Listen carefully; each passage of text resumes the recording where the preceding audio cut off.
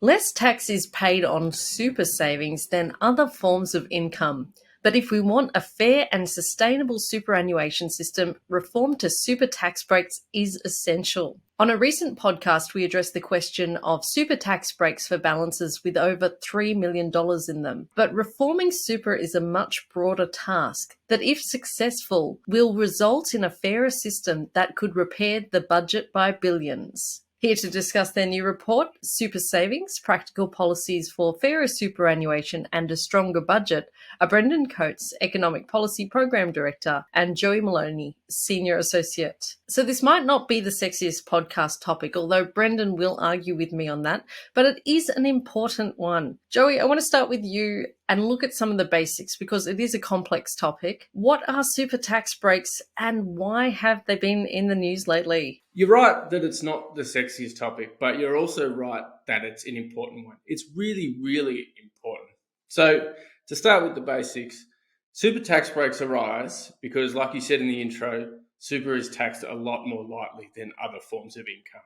This is true both for the contributions that you put into super and for the earnings that accrue once that money's invested. At a high level, both of those are taxed roughly at 15%, but there's some nuances underneath that. You compare that to the personal income tax system where most people have a marginal rate probably above 30, you can see a pretty generous tax break there. The key point here is the generosity of them, and that generosity increases the more you earn. So the higher your income is, the bigger your tax break is. Now, there's always been a lot of debate about super tax breaks. Nerds like us have been talking about them for a long, long time. But the debate really hit the fore and got into the public consciousness this last month or so after the government released a consultation paper with a proposed objective for the superannuation system. It might sound a little bizarre that a $3.3 trillion system doesn't have a clear objective after 30 years of operation, but here we are. So the proposed objective was to preserve savings to deliver income for a dignified retirement alongside government support in an equitable and sustainable way. People zeroed in on a few things of that objective. One, that it's there to deliver income, and two, that it needs to be done in an equitable and sustainable way. And right now, the part of the super system that is least equitable and least sustainable are the tax breaks. So naturally, that's where the debate went pretty quickly. The government then announced a policy, like you said in the intro, to tax the earnings on balances above $3 million at 30%. And as we said on the previous podcast, we think that's a great start, but there's more needed to be done, as I'm sure we're about to get right into. Okay, so taking a step back, Brendan, if the government is taxing super so lightly, how much do these tax breaks cost? And where do the benefits flow? The cost of the concessions, there are various ways of measuring, but the most common, and we think the right way to measure them, is to compare, the tax that you're actually paying on your superannuation savings, on the contributions, then on the earnings, and then, in Australia's case, there's not tax and withdrawals, compared to if that money was instead taxed at full rates of personal income tax, as Joey sort of outlined earlier. On that basis, the combined cost of the concessions on contributions and on earnings is about $45 billion a year. Now, that's pretty much 2% of GDP or 17% of personal income tax collections. And that amount of money is going to grow really quickly because the super system is still maturing. We're putting more money into the system and balances are growing really quickly across the system. And so by 2060, it could be about 3% of GDP. So it's actually going to increase as a share of the economy compared to the size of the economy over the next 40 years. And in fact, the cost of the concessions in super, the tax concessions, will exceed the expenditure from the government each year on the age pension, within the next decade by about 2036. Now, in terms of how they're distributed, now concessions flow overwhelmingly to wealthier Australians. About 2/3 go to the top 20%. Now, that's because wealthier Australians earn more, so they contribute more to the super system, and so they get a larger concession because of that. But it's also because the concessions do skew towards higher income earners, particularly when we're thinking about contributions. And so that money, that 2/3 of the value of the concessions, is going to the wealthiest 20% of Australians. They're likely, or very likely, to already have a comfortable retirement by the time they retire. They're on track. And they're also the group that's not going to really rely at all on the age pension, even if you didn't give them those concessions. So regardless whether we think of the government's objective, which is about providing income in retirement for a dignified retirement, or what the coalition previously proposed, that super should be about providing income in retirement to supplement or substitute for the age pension. Either definition put forward by the major parties in recent years is just not consistent with where the tax concessions are. And so it suggests that they do need to be wound back. And the biggest challenge I think that we face, the biggest concern we have, is that a lot of this money is not actually being spent. So these concessions top up the value of super balances in retirement. But, the typical retiree in Australia doesn't tend to spend down their balance, and certainly not most of their balance, to the point where the extra concessions that are going in are actually being drawn down to provide a retirement income. And so the system is turning into a taxpayer-funded inheritance scheme. Today about $1 in $5 that comes out of the super system is in the form of a bequest, to your family. By 2060, it's going to be $1 in $3. And so, irrespective of what you think the objective of super is, the concessions currently being offered appear far too generous, and they're completely out of whack with any plausible definition or objective for the super system today. Thanks, Brendan. Now, I find some of the examples that you've used in this report really helpful. And one of the lines which took me aback is that you, and I quote, a self-funded retiree couple can have, from 1st of July this year, $3.8 million in super, unlimited home equity, and income outside super up to about $66,000 a year, and pay no income tax. Joey, it sounds like super tax breaks create an intergenerational fairness problem as well. Yeah, that's exactly right. They definitely do. And one thing I neglected to mention earlier was that the investment earnings on your super, they're taxed at 15% if you're in the accumulation phase. So if you're still working and making contributions to super. But if you're a retiree, so you've left the workforce and now you're drawing down on your super, those earnings are now tax-free, right? So that's how the example that you just illustrated, that's how that arises. And this line, it speaks more broadly, not just to the decision to give retirees tax-free earnings on their super balances, but to a bunch of decisions made by successive governments that have really shifted the tax burden onto younger workers. We've got a situation now where the share of households aged 65 plus, so roughly speaking, retiree households, the share of them paying income tax has halved. Now, this is despite really strong growth in their income and wealth. And you've got to keep in mind, there's a wealth of evidence showing that the incomes of younger people are really stagnating, yet they're the ones being hit with the increasing tax burden because of these decisions that have been made by successive governments. And the reason this is a compounding problem is that we've got an aging population, which means there's going to be fewer younger people working to support each older person. So we're going to have more older people and they're going to be living longer.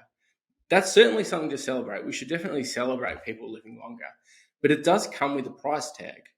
It means more people needing more health and aged care and fewer younger people paying the tax needed to fund that.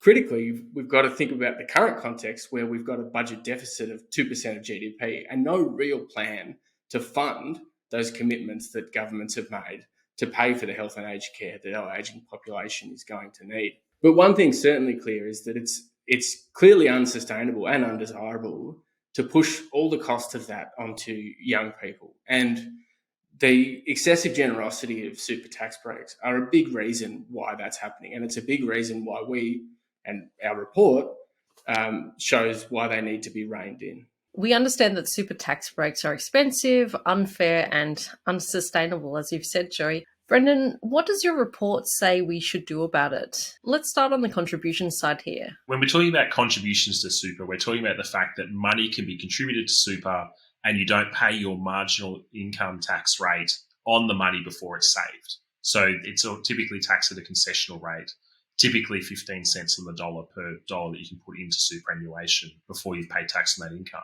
Now, there are two key problems with the way that contribution tax breaks are structured at the moment. The first is that they give a larger tax break per dollar contributed to high income earners rather than low and middle income earners. And that's a problem because if you think about why we offer these tax breaks, whether it be to encourage people to save more, but particularly as compensation for preservation for locking up that money for 40 years, then the case is very strong for giving a larger concession to low-income earners per dollar they contribute to super than to high-income earners. Low-income earners are more likely to be adversely affected by the fact that they're locking away their money for a long time. We previous Grattan work has shown they've been forced to save too much for retirement. They're more likely to see the increase in super savings be offset by a lower age pension entitlement. So they actually don't benefit that much from having higher rates of super contributions. Lower income earners tend to they live shorter lives. Like on average, there is a link between your social economic status and your life expectancy. And so if you're going to live for fewer years, you're going to live for fewer years to enjoy the benefits of superannuation in retirement. So, an Indigenous man lives on average about 10 years less than, a non-Indigenous man. And so that has the effect of making it less valuable to lock up your super, and therefore the costs of preservation are higher. So that's why we should be offering, in fact, a larger tax concession to low-income earners per dollar contributed than to high-income earners. But we, in fact, do the opposite right now. And the second reason is that the amount you're allowed to contribute to superannuation on a pre-tax basis is just too high. So on the first of these, we would reorient the way the tax concessions are distributed to offer a larger concession per dollar contributed to super to low-income earners compared to high-income earners.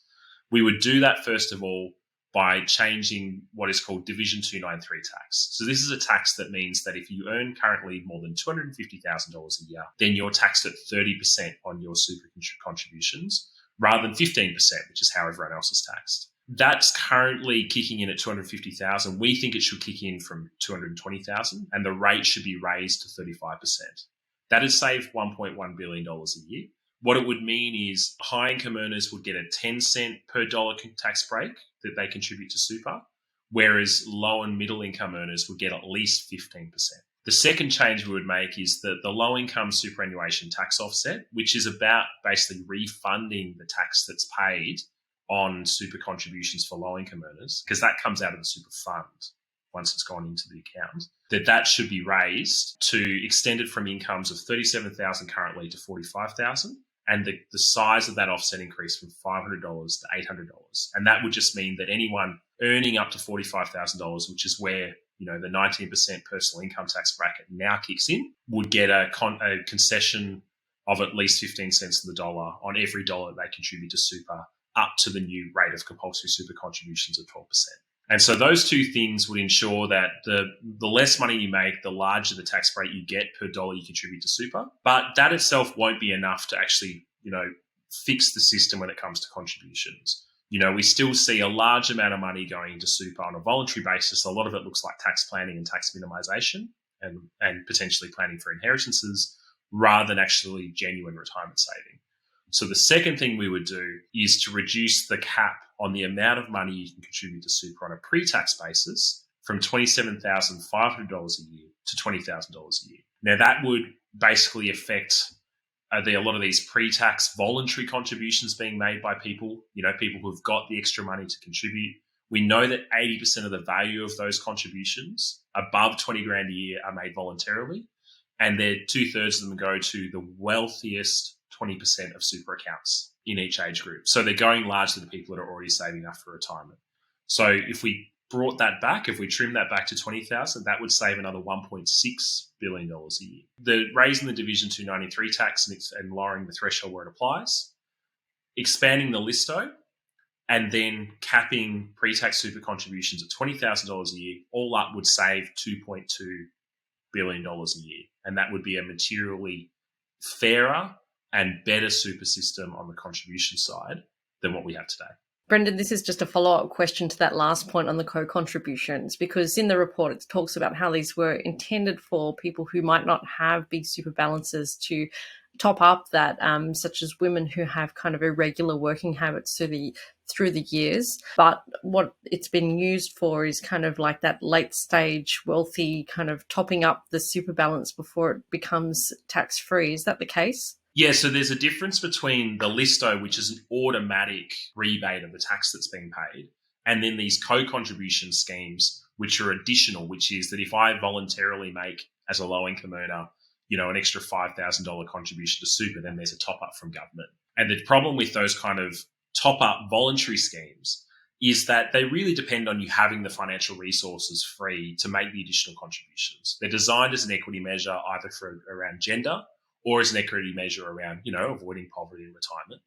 And the problem is that, if you tend to have a lower income during retirement, you also tend to have a lower income before you retire.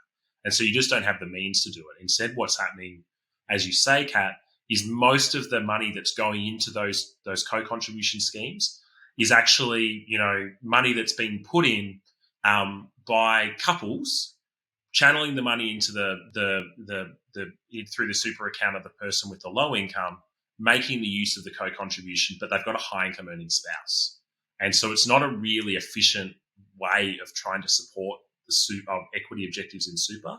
In fact, we would say, beyond that automatic rebate of the tax paid on contributions via the listo, you should actually be just using the age pension system, the income support system as the priority to fix equity objectives, because it's just a much more coherent way of making sure that we're supporting vulnerable people at much less cost to the government without this kind of leakage in this form of tax planning that we see today. Essentially, I mean, if I was a low income earner and I had $1,000 to spend, I'm going to pay the immediate bills and costs of living first rather than putting money into superannuation, which might feel like a long way off. Joey, I mean, what happens to the money inside super? What do we need to do on earnings tax breaks? It's those tax-free retirement earnings that I was talking about before that's the big elephant in the room when it comes to earnings tax breaks reform. So like I was saying before, retirees get tax-free earnings. This is actually up to a limit of $1.7 million a year. That's the balance invested, not the actual earnings. It's going up to 1.9 from 1 July this year. About 90% of the benefit of tax-free retirement earnings flows to the top 20% of retirees. This is essentially a function of the uneven distribution of super balances amongst current retirees. About half of them don't have any super, so get no benefit from this tax-free exemption. The way that they flow means that a retiree with a balance at the maximum allowed to access tax-free earnings, so 1.7 million, can easily get earnings tax breaks that are actually more valuable than a poorer retiree gets from the age pension. Apart from being unfair, it's a very, very unsustainable situation because we're going to have more and more super moving into the retirement phase as the system matures. That means tax-free retirement earnings are punching a bigger and bigger hole in the budget. Our solution is quite simple, really, which is to align the tax treatment between earnings on your super while you're working and earnings on your super when you're retired. So recall I said, when you're working, your super earnings are taxed at 15%. We propose that 15% applies to the earnings in the retirement phase as well. Now, this is still a tax break. 15% is still a generous tax rate. It's still lower than you're likely to pay outside of super. Actually, it's definitely lower than you're likely to pay outside of super. It's lower than workers will pay on their income, most workers. It's just not as excessively generous as the tax-free status that retirement earnings currently enjoy. Now, this change would make the system fairer for current retirees by reducing the tax breaks flowing to people who don't need them, certainly don't need them to have a comfortable standard of living in their retirement. But more critically, it helps with that intergenerational fairness problem that I was talking about just before. It would raise at least $5.3 billion a year. This is real money. This is over double what our contributions tax package would raise. That is money that can go to help fund our growing health and aged care funding commitments that are a product of the ageing population. And it can do that in a way that also helps redistribute the tax burden away from younger people and back towards wealthier retirees. Now, 70% of this revenue, of this $5.3 billion, would come from the top 20% of retirees. So it's a very progressive change. On average, a retiree in the top 10% by their income would pay an extra $7,000 to $7,500 a year on average, while the poorest half would pay no more than $200 each. So it's progressive within the generation of current retirees, but it's also improving fairness across generations. So we've previously done a podcast on the government's proposal to tax the earnings on balances above $3 million at 30%. But I did want to circle back to this proposal because you do have some very interesting things to say about that in this report. Do you want to take us through that? The thrust of it is we're very much on board with the general direction of this change. There was a series of decisions made by previous governments that allowed a select few lucky retirees to accumulate very large super balances. There are some rules in place now that make it harder to do that now, but we've still got this legacy problem of these high balances in the system that'll probably never get spent down and will just end up going to bequests. So there's a very, very strong case to stem the earnings tax breaks flowing to those accounts, lest those earnings tax breaks just end up subsidising inheritances to the next generation. This proposal by the government is a great start. Like we've already gone through, we think there's a lot more that needs to be done. But on this proposal specifically, we think that the $3 million threshold is too high. What we're trying to do here is to peel back earnings tax breaks going to high balance accounts that don't need them. We think $2 million is a better line for that. There's no real rationale for generous earnings tax breaks on balances between 2 and 3 million. Certainly not one that's consistent with the proposed objective for superannuation that I mentioned earlier. Only about 1 in 200 people have more than $2 million in super. So we're really talking about the top end here. But the amount of money these people have, these 1 in 200, is as much as the 11 million Australians who have less than $100,000 in their account. So these folks are going to have a comfortable retirement with or without earnings tax breaks on that $3 million. So we think 2 million is a better line to draw. So, Brendan, I mean, it seemed like the government had to navigate a very tricky public debate on just this policy of a 30% tax rate on balances over $3 million. Is there a risk that all these great suggestions end up in the too hard basket? It is tricky for governments to try to reform tax and to talk about tax. There's, over the course of the last decade, there haven't been too many occasions where governments have been willing to go there and to prosecute that case. I think the challenge is you look around at where we find ourselves, which is a world with a structural budget deficit of $50 billion a year, so 2% of GDP. You've got big spending pressures in health, aged care, disability, and now increasingly with defence, with things like the nuclear submarines. The government's going to have to find a way to pay for that. And so the question I always ask when people say, well, look, we shouldn't tax super or we shouldn't touch something else. Well, okay, what is your solution to how we're actually going to meet these commitments? How are we going to fund, the services that Australians are demanding, particularly as the population ages, when we find ourselves in a harder security environment and when we're starting so far behind the 8 ball because the structural budget deficit is so large? I actually think super tax is probably one of the easier ones for governments. So, any tax change, the government's going to lose a bit of political paint. That's certainly been the case with the $3 million cap on super tax breaks. It's striking, though, that policy, despite some of the media commentary, has proved to be very popular. And so if we're thinking about what could a government do that was willing to take the plunge on super tax, well, there's a series of changes they could make that we've outlined to Division 293 tax, capping pre-tax contributions, and the like, potentially going further on the 3 million cap on super, that tax-free on super balances and the concessions that flow from those down to 2 million. If we did those things, you could save, easily $3-4 billion a year off the bat. And then the big challenge is that we won't make the system sustainable until we tackle tax-free super earnings for most people in retirement.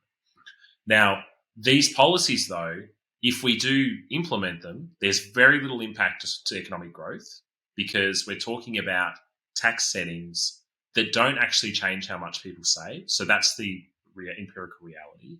We're talking about things that would improve equity, that would make the system a more coherent, that would align the purposes of the tax breaks with the purposes of super. And, we're talking about, if we did our set of recommendations, $11.5 billion a year. That's, a sizable chunk of that budget deficit. And, unless we actually are willing to make those kinds of choices, we will really struggle to make any headway.